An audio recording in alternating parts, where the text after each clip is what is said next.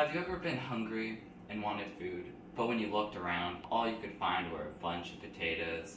Well, whether that has happened to you or not, you are in luck because today I'm going to explain to you how to make mashed potatoes in one take.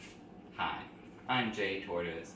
You might know me from such places as your local public speaking class or the kitchen of wherever the heck you live. Well, wherever you know me from, you're about to witness me putting my pro-amateur cooking skills to the test. For the purpose of this demonstration, I'm going to be breaking down how to make mashed potatoes into 3 stages. First, preparation. Second, cooking. And third, finishing touches. To begin, we want to start with preparation. Now, the initial ingredients you're going to need to make mashed potatoes are as follows: a cutting board, a knife, a pan and pan cover, a stove, and running water. And what I'm personally going to be using, russet potatoes, since they're meant to be turned more into mashed potatoes than other potatoes.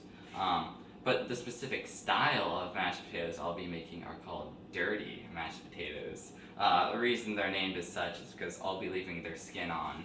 I'll be leaving the skin on. Which actually, according to the University of Maine article, research reveals potatoes as antioxidant powerhouse. Professor Jameson, Kammeyer, and Dougherty state eating potato skins is good for them, providing them with a great source of fiber and very high level of antioxidant activity. Anyway, making mashed potatoes. First, you're going to want to do is turn your stove on to medium heat, like this.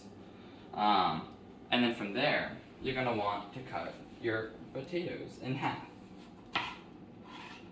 After you do that, which the reason you do that is so it heats up more evenly when you boil them.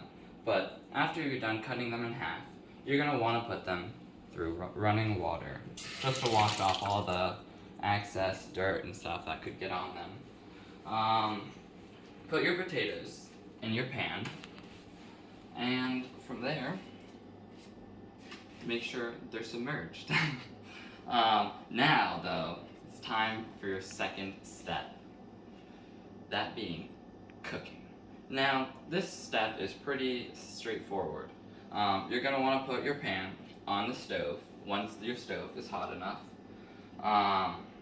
And then put your pan cover also on that. But I will say, it is not all sunshine and rainbows on this stage. Oh no, you need to pay attention. If you see the water starting to boil up from your pan, make sure to turn your heat down a little bit.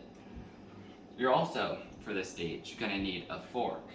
If your fork can easily go through the potato without much force, then your potato is ready to be pulled out. Which leads us into the final stage, that being finishing touches. Put your hot water and potatoes through a strainer, like this, through a strainer.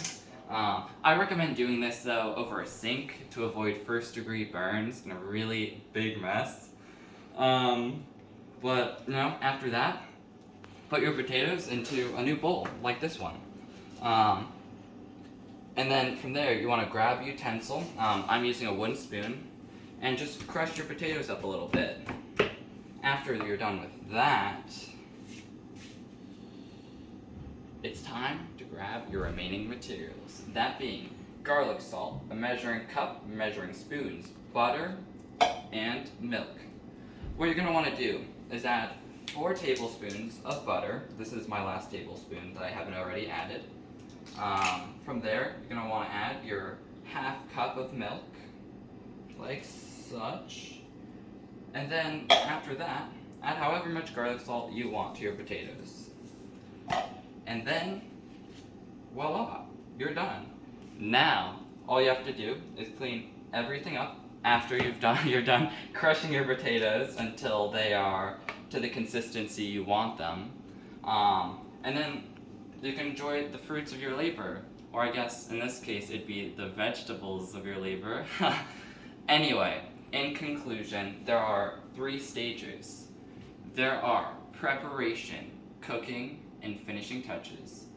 I hope this demonstration helped you in making your potatoes, and, good luck and goodbye.